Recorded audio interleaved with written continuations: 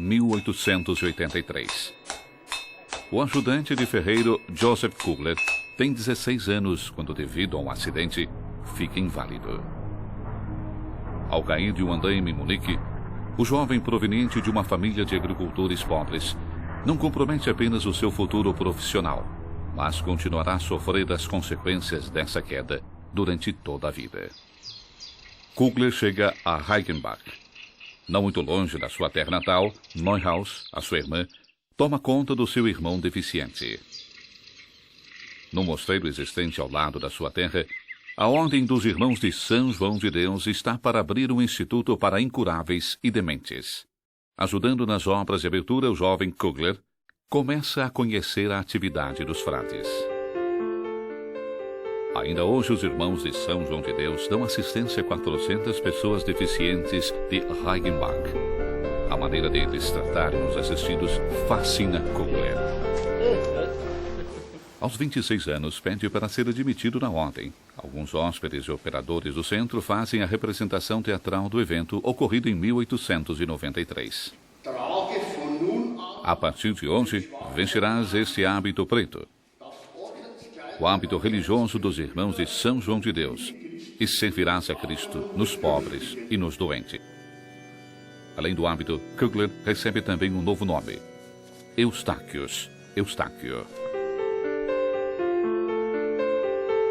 Animado por uma fé profunda, o irmão Eustáquio vê em cada pessoa deficiente um seu irmão.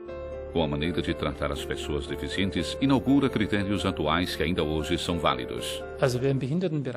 Quem trabalha no mundo da deficiência sabe que as pessoas inválidas só se abrem a quem tem um coração aberto para elas, a quem é capaz de ir ao seu encontro, de rir com elas, de fazer com elas o que lhes agrada, de escutar as suas preocupações, de estar ao lado delas. E nessa abordagem, o irmão Eustáquio Kugler foi um grande modelo.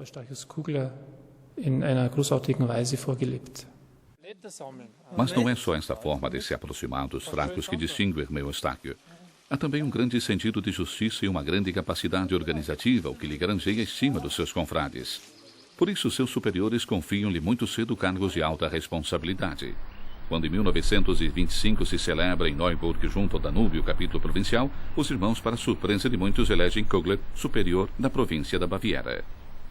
Com essa eleição, o irmão Eustáquio é o primeiro responsável por 16 hospitais, hospícios e institutos com mais de 2.500 assistidos. São muitas as responsabilidades, mas o irmão Eustáquio vai mais longe. Apesar das resistências dos seus confrades, empreende a construção de um novo hospital em Regensburg.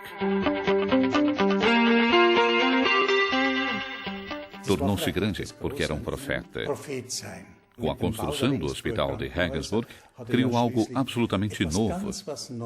A assistência clínica na zona, que era naquela altura bastante simples, graças a esse empreendimento registrou um incrível salto de qualidade. Há um outro aspecto significativo. O irmão Eustáquio deu grande importância à formação. Por outras palavras, soube investir no futuro. Com o novo hospital, Kugler não imprime apenas um novo curso à saúde, mas garante também assistência às pessoas pobres e necessitadas. Era esta sua finalidade fundamental. Determinante a esse propósito foi certamente o caráter que recebeu em família, formado por pessoas pobres e simples. Por isso, os primeiros que mereciam a sua consideração eram os pobres. Dos outros já havia quem se preocupasse. Dos pobres, não. Agia em plena sintonia com o Evangelho. De fato, os preferidos de Jesus eram os pobres e os doentes. Os sapatos de Kugler são os sapatos de um provincial que era responsável por mais de 400 religiosos e uma dezena de centros. Um sinal de humildade indelével. O irmão Eustáquio recusa quaisquer privilégios. Anda mesmo de noite pelo hospital para visitar os doentes moribundos e prestar serviço de disponibilidade. Não lhe custa ajudar de manhã o pessoal que faz as camas, ou ao meio-dia dar uma ajuda na cozinha. Ocupa-se das compras, mas ajuda também a descascar batatas. No entanto, não é a sua atividade incansável, a favor dos outros, que lhe pesa, mas a responsabilidade que carrega sobre si. O sistema político que se instaura na Alemanha na década de 30 do século XX põe duramente à prova o irmão Eustáquio Kugler. Do mesmo modo que muitas outras ordens religiosas, os novos poderes políticos veem como fumo nos olhos os irmãos de São João de Deus, porque se dedicam a pessoas que, na gíria dos nazis, são consideradas indignas de viver e classificadas como tumores da nação. A polícia secreta do Estado, Gestapo, apresenta-se cada vez mais frequentemente e tenta tramar Kugler com interrogatórios extenuantes. Kugler resiste e consegue salvar a ordem e os seus centros, mas pagando um preço muito alto. Apesar de tentativas veementes, não consegue evitar que os incuráveis e os deficientes sejam em grande parte levados à força e deportados, embora se deva dizer que os irmãos, ao fim e ao cabo, conseguem salvar muitos deles das câmaras de gás.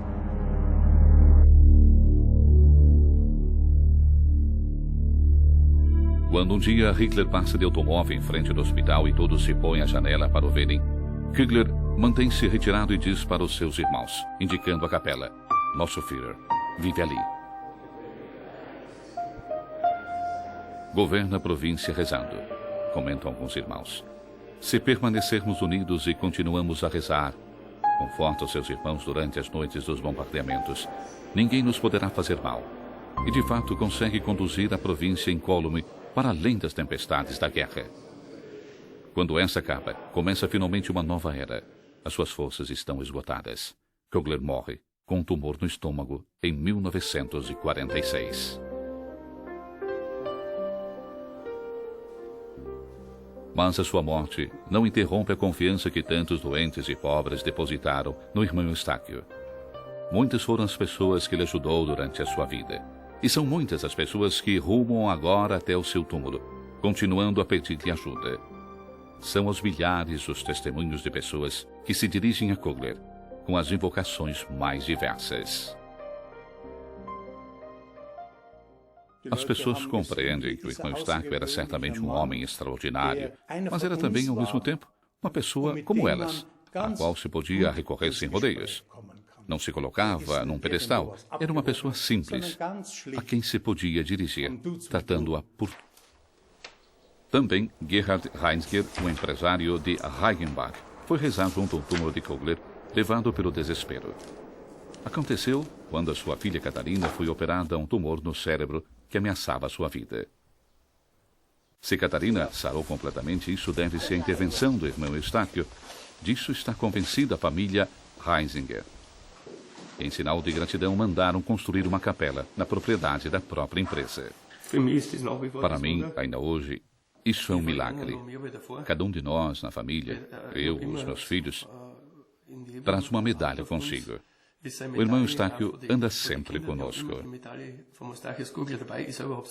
Quando passo perto de Regensburg, saio sempre da autoestrada para fazer uma visita ao irmão Eustáquio. Sinto muito a sua proximidade na minha vida. Em Regensburg, como em Reichenbach, na sua terra natal, Nittenau, ou em Neuhaus, onde cresceu e a gente do lugar construiu uma capela em sua honra, em toda parte o irmão Eustáquio Kugler continua a viver, não só como intercessor, mas também como advertência, recordando-nos que a grandeza de um povo se mede, acima de tudo, pelo modo como trata os seus membros mais débeis.